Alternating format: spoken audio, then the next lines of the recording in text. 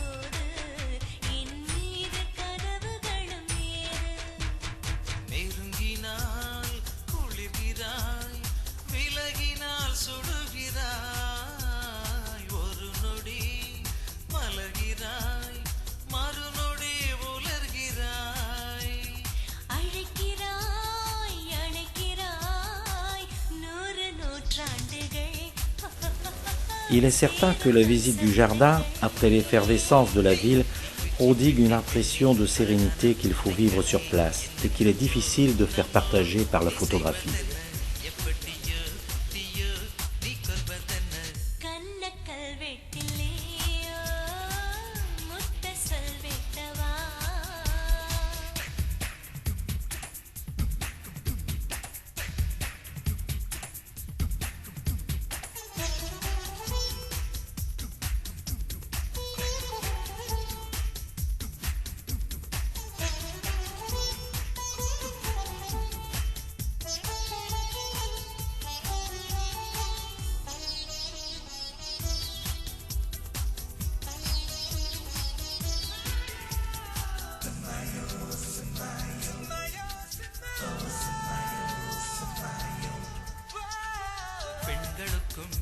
Les femmes sont souvent affectées aux travaux ingrats car elles sont moins payées que les hommes.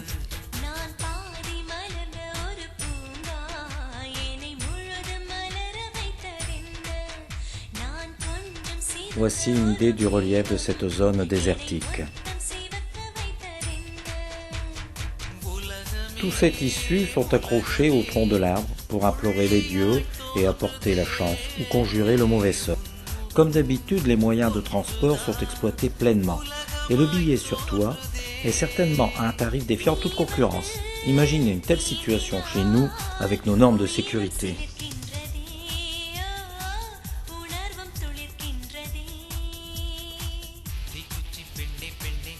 Dans cette région, la taille de la pierre et l'exploitation de carrières représentent un pan important de l'économie locale.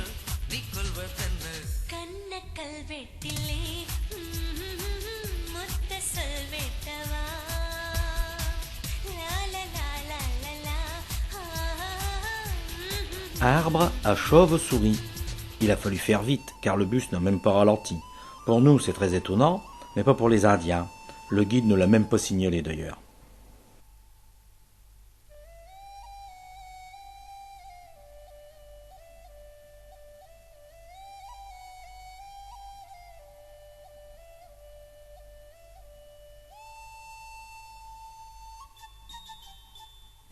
La noria est un moyen ancestral d'irrigation des sols. Le tourniquet, actionné par un bœuf, fait remonter les seaux remplis d'eau qui se déversent dans des rigoles qui répartissent ensuite cette eau sur le terrain cultivé. N'oublions pas que nous longeons le désert du Thar.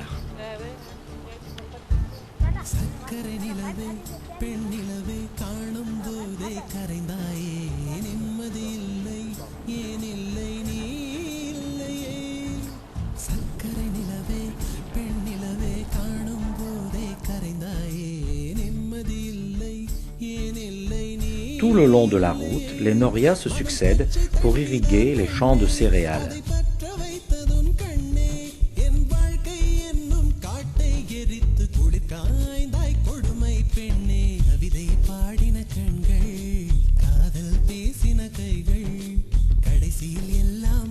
C'est avec une arère, outil qui était déjà utilisé au Moyen-Âge, que beaucoup de champs sont encore labourés.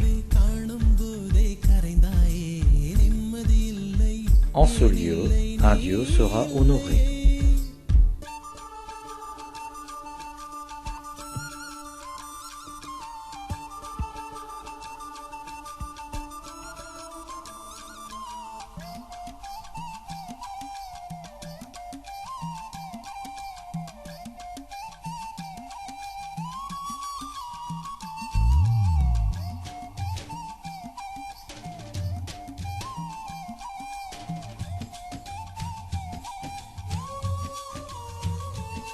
L'entrée du temple Jain.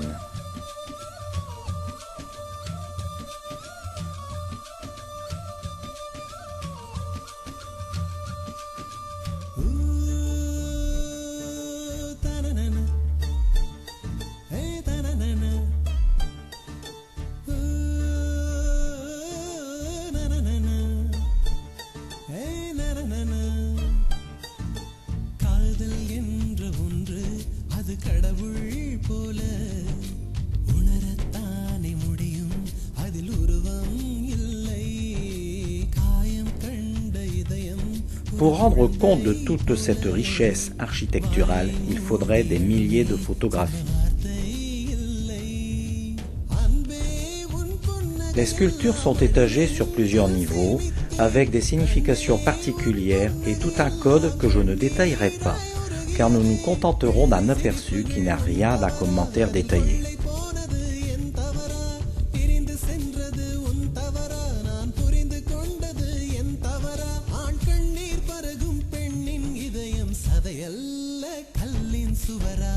Les adeptes de la religion Jain font partie de la classe sociale la plus aisée. Ce sont les riches commerçants et ceux qui possèdent l'argent. En Inde, cette richesse n'est pas incompatible avec la religion et on la retrouve dans les temples Jain au travers de cette sculpture magnifique.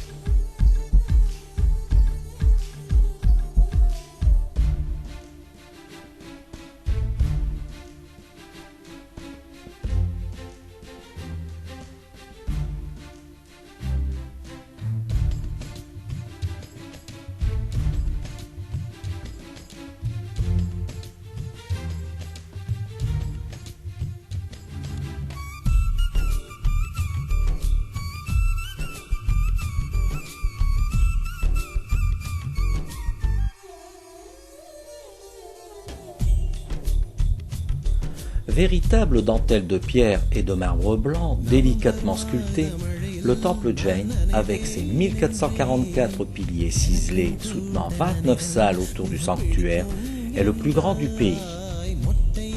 L'éléphant, animal sacré, est bien représenté dans le temple. D'ailleurs, Ganesh en est la divinité.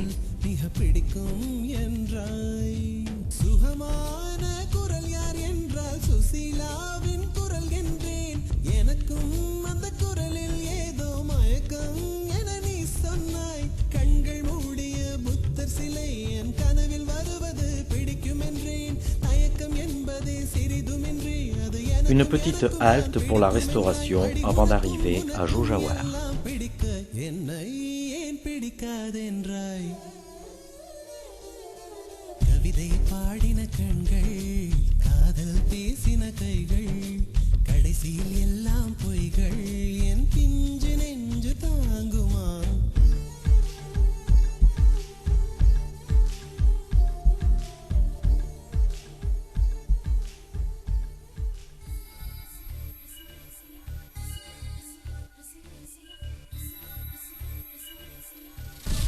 La pesée relative à la vente au détail est de mise et en relation avec la pauvreté des Indiens de cette région.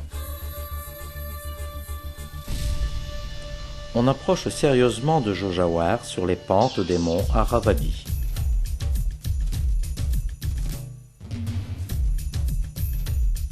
Pour accéder à un niveau d'instruction, il faut pouvoir se payer l'école privée, réservée bien entendu aux familles aisées. Comme d'habitude, je saisis à la volée quelques scènes de la vie courante. Le marchand de glace. Attention à la tourista, voire plus grave dans certains cas. Pas belle la vie.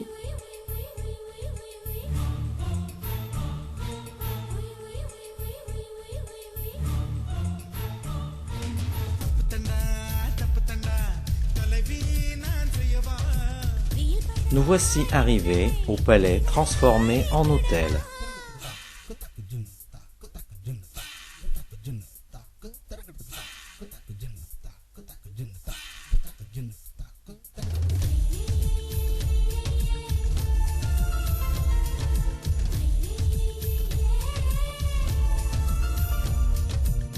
Le temps de déposer les valises et nous repartons dans une immense voiture pour visiter les territoires rattachés à ce palais. Tous ces branchages seront utilisés pour alimenter le foyer de la cuisine.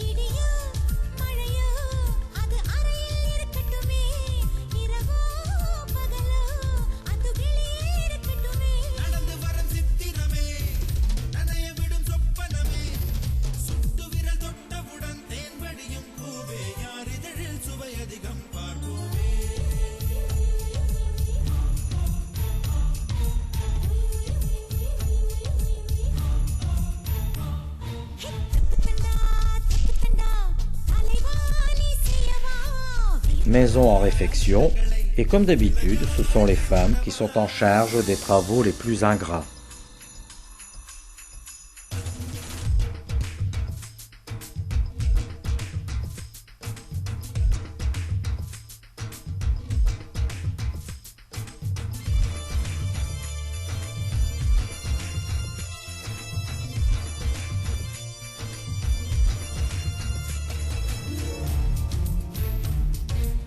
Retour à la maison le soir avec le fourrage pour les bêtes.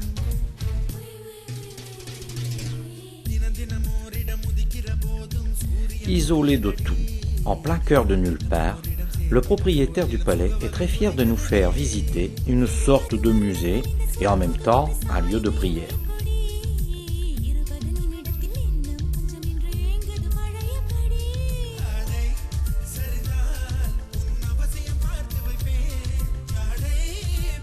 Une nuit au palais avant Jodhpur et son fort.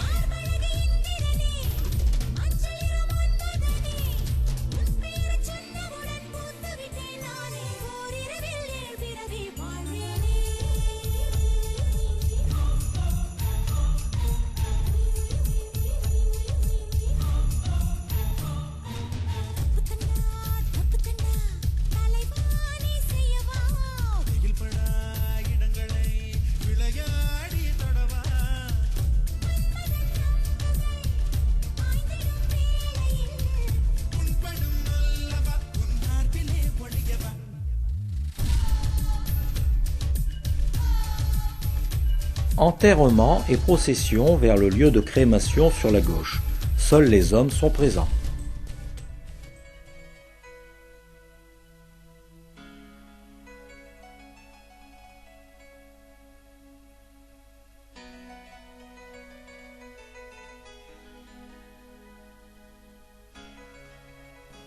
Le fort Mehrangarh, à 120 mètres d'altitude, est un chef-d'œuvre de l'architecture rajpoute. Derrière ces fortifications qui montent à l'assaut de l'éperon rocheux sur lequel il fut bâti en 1459, se dissimule un ensemble de palais de grès rouge auquel on accède par une pente abrupte.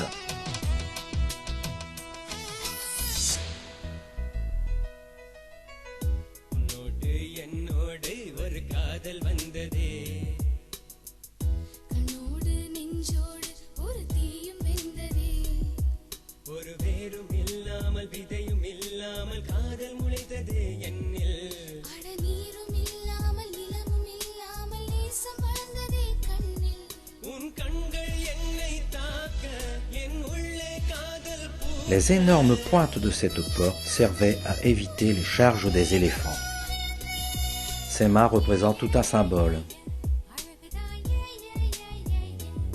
Le dieu Ganesh.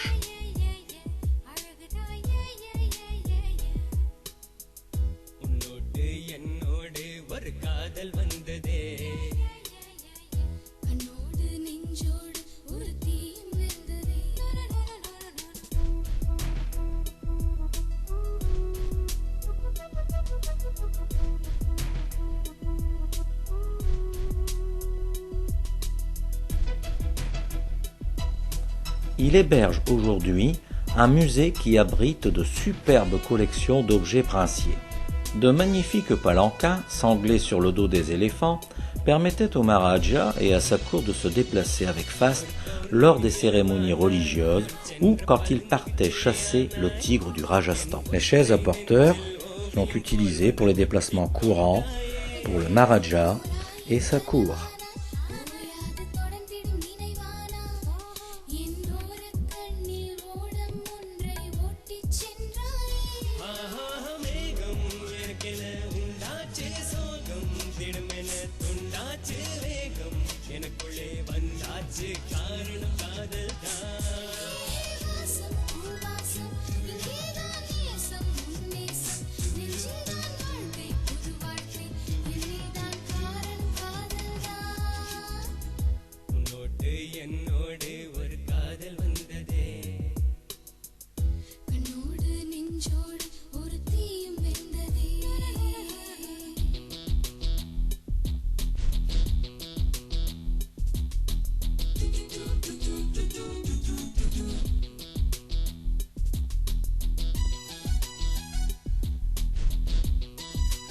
Cette salle est bien l'illustration de l'architecture et de la décoration Rajput avec ses magnifiques mosaïques.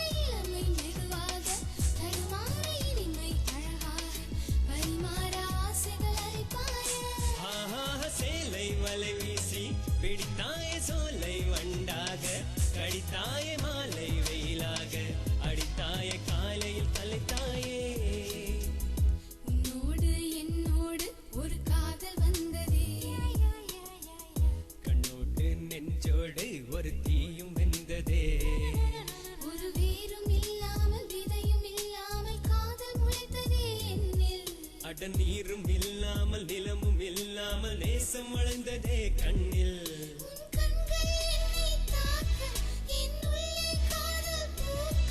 அட என்னை அறியாமல் ஏதும் புரியாமல் ஏனோ விழுந்தே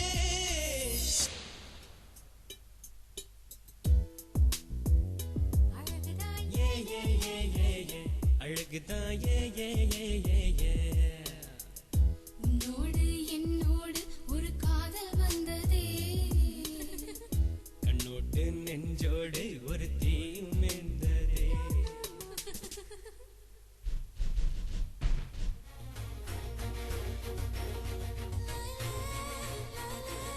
Après la visite du fort, nous rejoignons la ville bleue par de petites rues aux couleurs locales.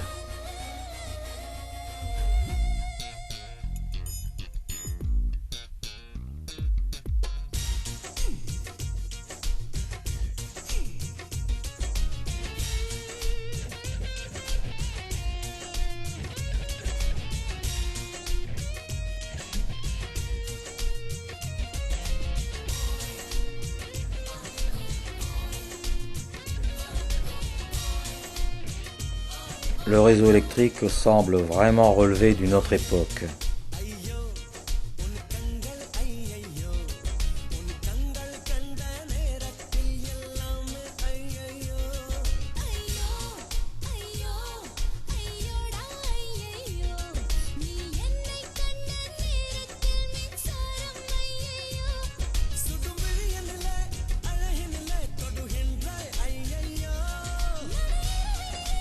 Les activités artisanales conservent l'authenticité du début du siècle dernier.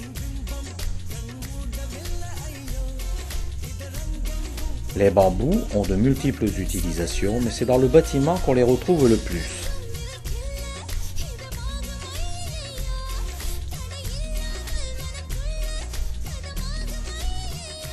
Couleurs, odeurs, bruits sont les ingrédients habituels de ce marché de la Tour de l'Horloge.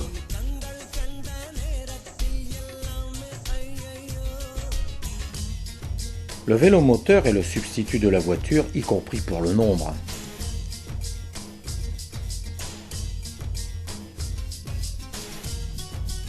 Nous apercevons la tour et bien sûr les vaches en plein marché.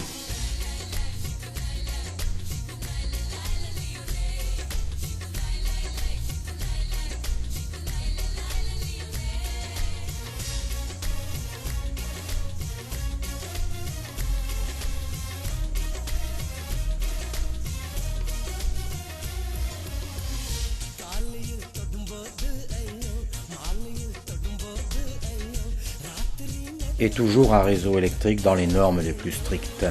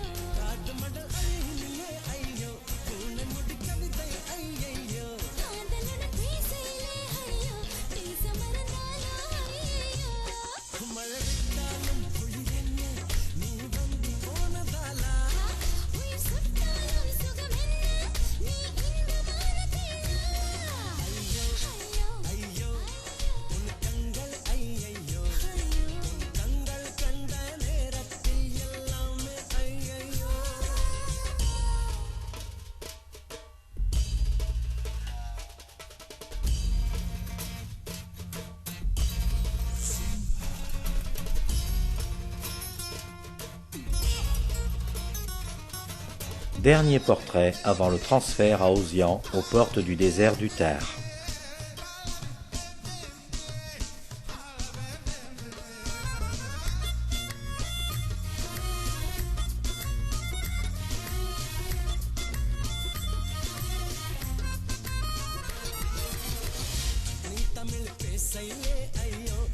Un bassin d'eau en plein désert est vraiment indispensable quand on connaît les réels besoins de la région. Nous découvrons notre campement. Une nuit sous la tente, bien sûr, mais on ne peut pas dire que ce soit vraiment du camping. Le lendemain matin, un petit tour à dos de dromadaire est prévu dans le désert. On s'en accommodera. Disons que c'est la journée Club Med qui n'est pas ce que l'on recherche.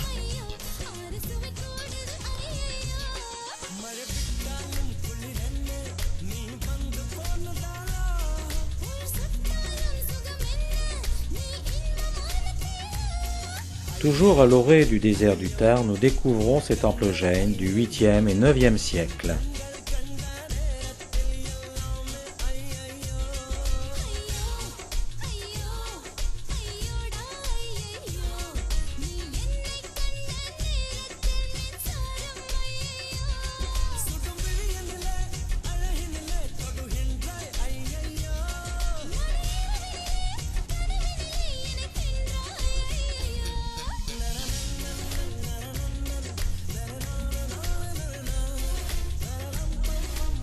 On aperçoit le plus grand des temples, toujours très fréquenté, et nous le rejoignons en traversant le village.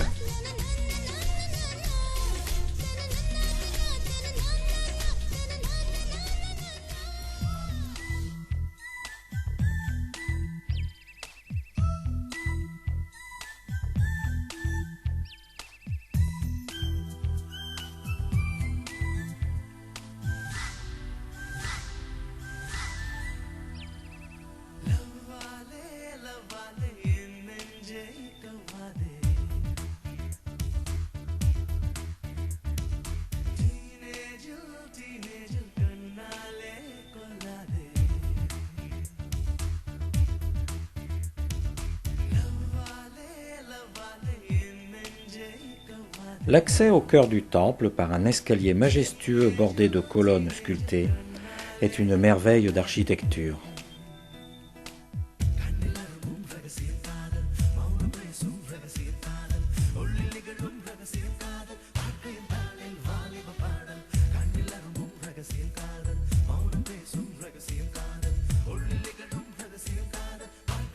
La perfection et la richesse des temples jains nous a une fois de plus fascinés.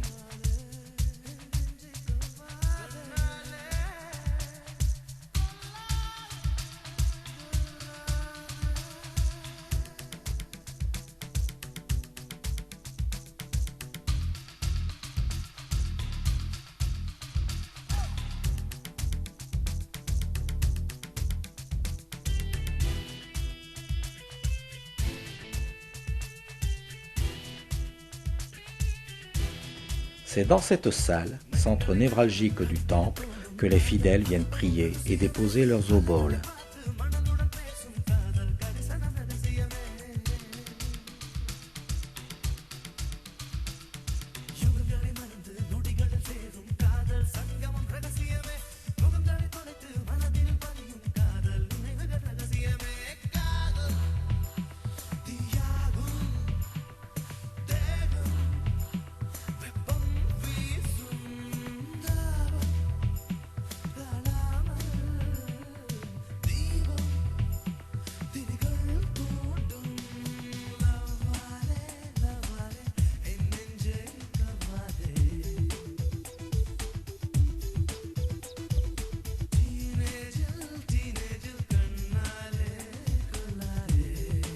Mât décoré au henné.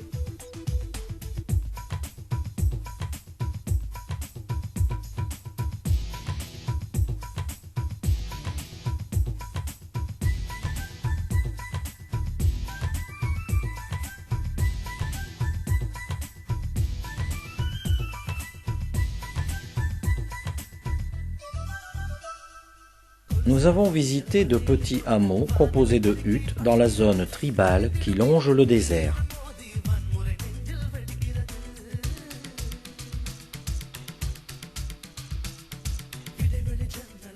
Au début, les femmes étaient intriguées de voir notre petit groupe, puis le contact s'est établi et nous avons pu les photographier.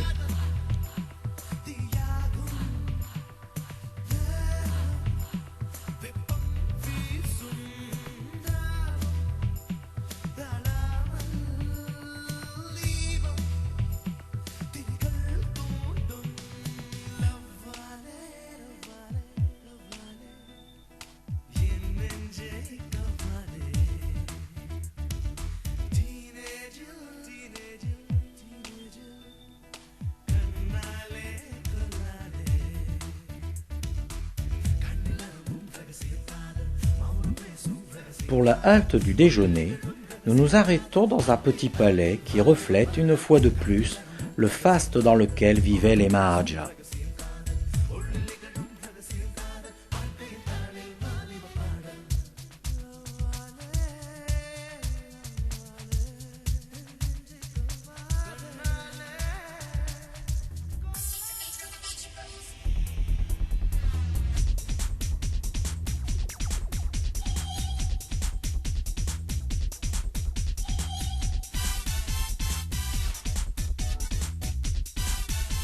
Après le repas, sur la route, nous avons la chance d'apercevoir les grandes antilopes du désert.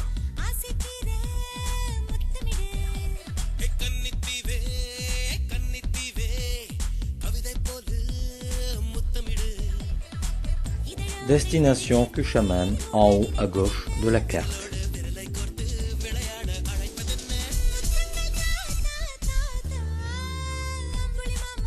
Au pied de la colline, surmontée par le fort, nous visitons un petit palais qui laisse présager du faste du fort.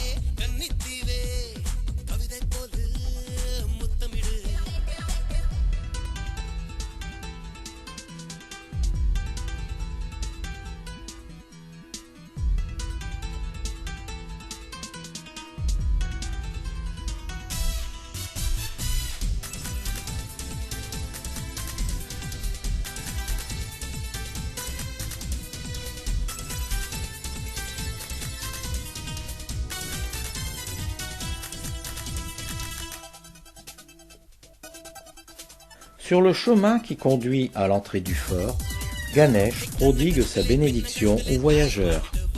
Voici l'entrée principale du fort.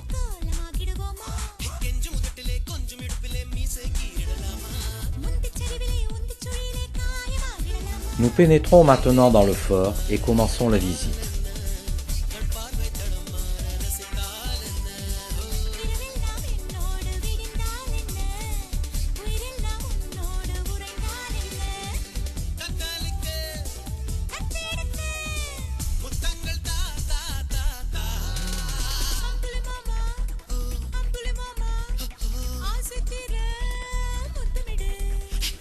Ce fort est connu pour la beauté remarquable de ses peintures murales, qui nous réservent d'ailleurs quelques surprises.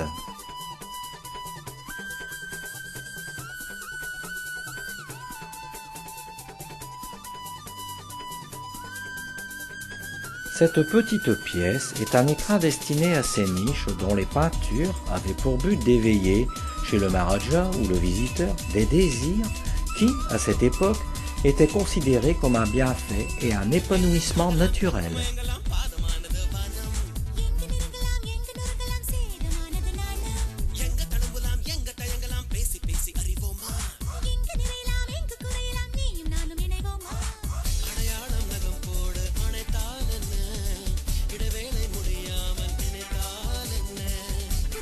Après cette surprise que d'aucuns trouveront très agréable, nous découvrons le reste du fort avant la tombée de la nuit.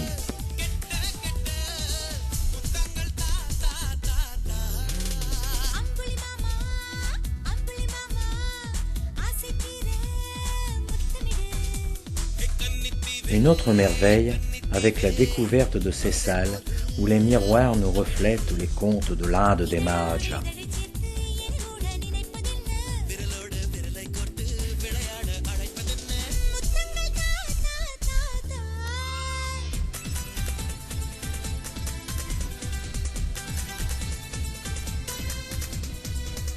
Avant de rejoindre nos chambres, un spectacle de danse clôturera cette journée. Les danses d'origine populaire divertirent les Maharajas, puis les Anglais après la colonisation, et enfin maintenant les visiteurs que l'on veut attirer, car ils sont une source importante de revenus.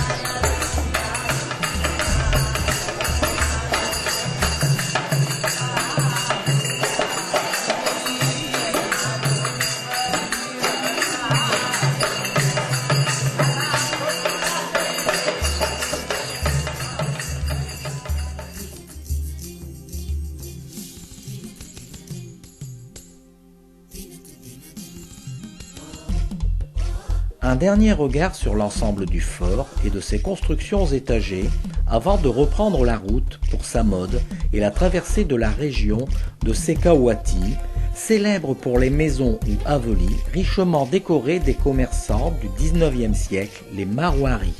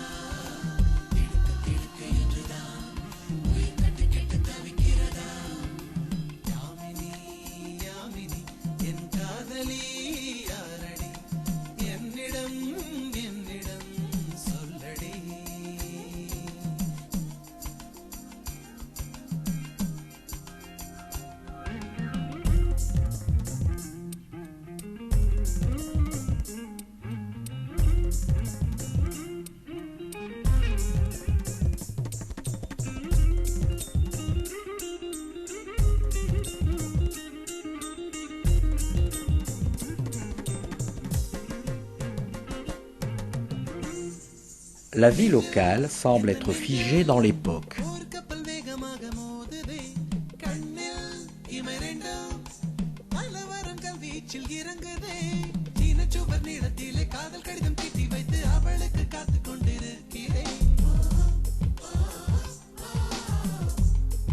Ce sont les moyens de transport qui nous ramènent à l'époque actuelle.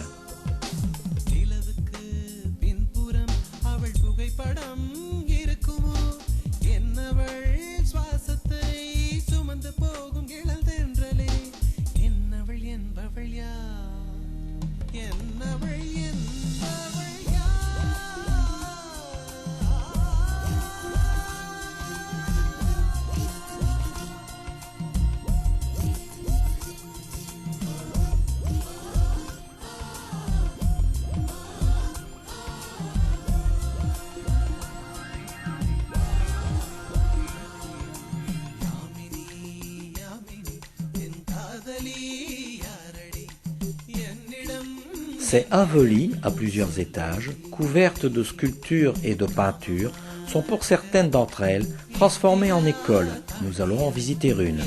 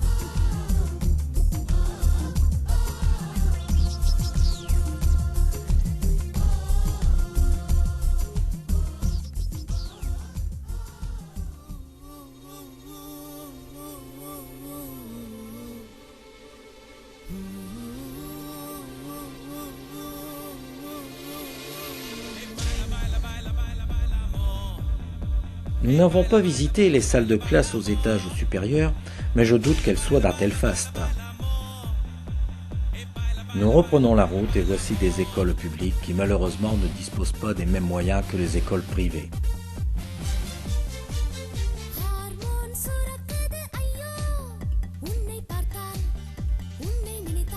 À 40 km de Jaipur, nous arrivons à Samod. C'est dans un palais Rajput typique vieux de 150 ans et géré par une famille princière authentique que nous passerons la nuit. Là, nous vivrons une expérience sophistiquée entre patio, jardin, piscine et services raffinés.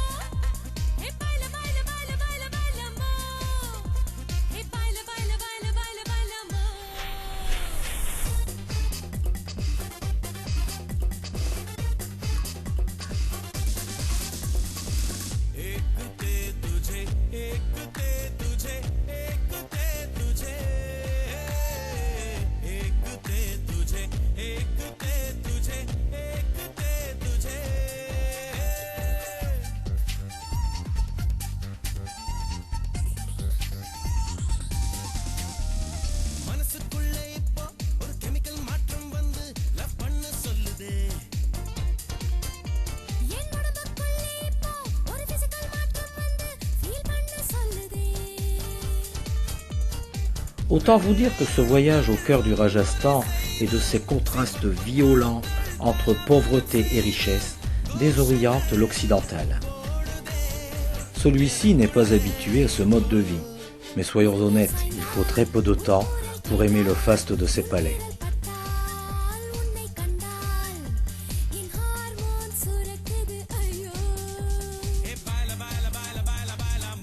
Ce chemin de fleurs sera destiné à accueillir un hôte de marque.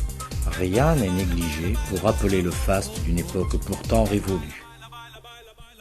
Nous quittons le palais pour découvrir le village et certainement baigner dans un autre monde de contrastes. Un tel concentré de différences va peut-être vous choquer, mais c'est l'Inde. Nous en sommes à notre 3e voyage et c'est en réalité très difficile à expliquer.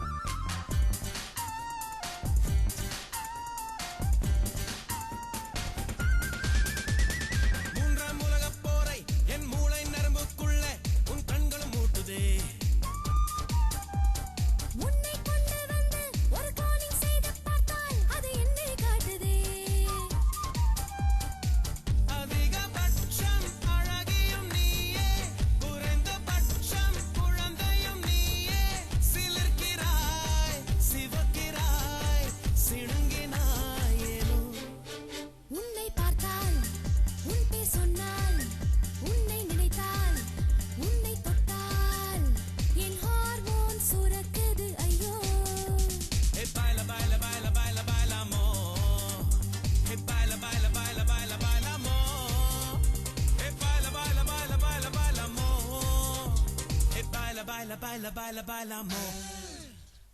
Hormone சுரக்குது ஐயோ உன்னை பார்த்தால் உன்னை நினைத்தால் உன் பேச Retour à la réalité des 9/10 des Indiens et direction Delhi, tout en haut de la carte. Delhi, capitale de l'Inde. வெடிக்குது ஐயோ உன்னை கண்டால் உன்மேல் சாய்ந்தால் உன் குரல் கேட்டால் உன் விரல் பட்டால் என் செல் Les fameux camions Tata en transfèrent pour assembler les cabines dans un autre lieu. Tata, je le rappelle, est un immense complexe industriel, pratiquement en situation de monopole pour l'industrie des poids lourds. On a l'impression d'être dans un autre pays, avec une architecture typique des grandes métropoles. Les singes sont parfois utilisés pour chasser leurs congénères qui sont trop envahissants. Le centre-ville de Delhi n'a rien à voir avec sa périphérie en plein développement. On y retrouve toute l'influence coloniale qui en faisait une enclave anglaise.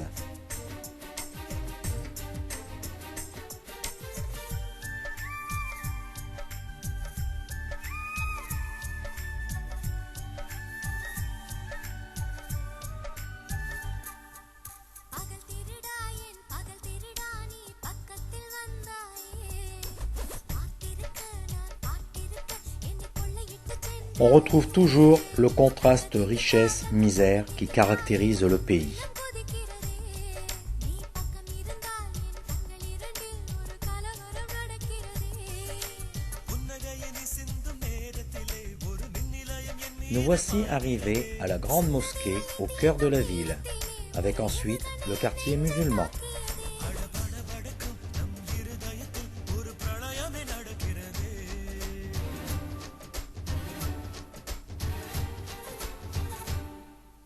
பகல் திருடாயேன் பகல் திருடானி பக்கத்தில் வந்தாயே பார்த்திருக்க நான் பார்த்திருக்க என்னை கொள்ளையிட்டு சென்றாயே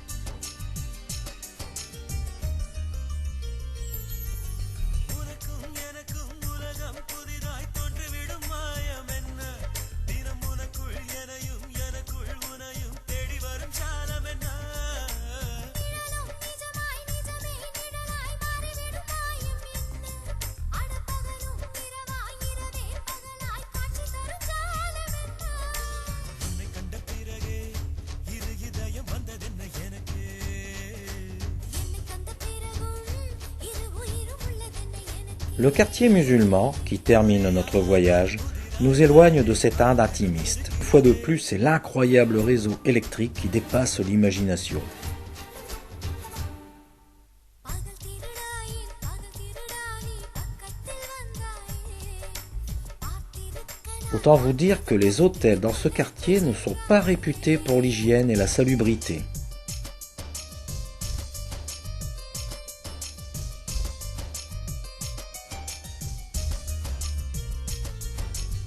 On se croirait dans certaines régions du Maroc.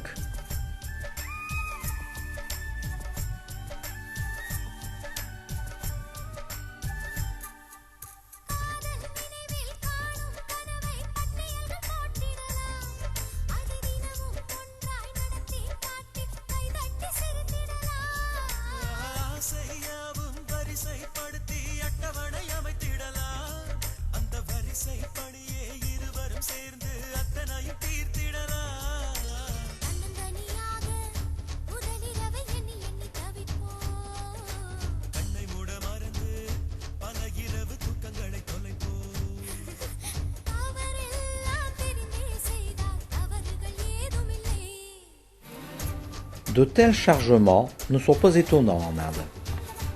L'eau courante étant impropre à la consommation, il faut acheter celle qui est livrée par camion pour une utilisation alimentaire. Un dernier bain d'embouteillage qui sont le quotidien de Delhi. Un dernier regard sur les rickshaws. Une dernière image pour faire rêver de ce Rajasthan intimiste. Notre circuit est achevé. Par ce carnet de voyage visuel, nous avons souhaité vous faire partager ce regard particulier du Rajasthan, où se sont mélangés palais de rêve, richesses des Maharajas et vie quotidienne très dure dans cette zone semi-désertique. L'Inde est un pays de contraste et ce voyage l'a bien mis en évidence. Notre carnet de voyage Rajasthan intimiste est terminé. Marcel et Pascal Auvé vous remercient de votre attention. జిల్లు జిల్లు జిల్లువెన మనం కుளிరుదడి நீ தோடு மேல சாயும் போது மழை அடிக்குதடி சல சல சல சல சலவென சாரல் அடிக்குதடி ஒரு குழந்தை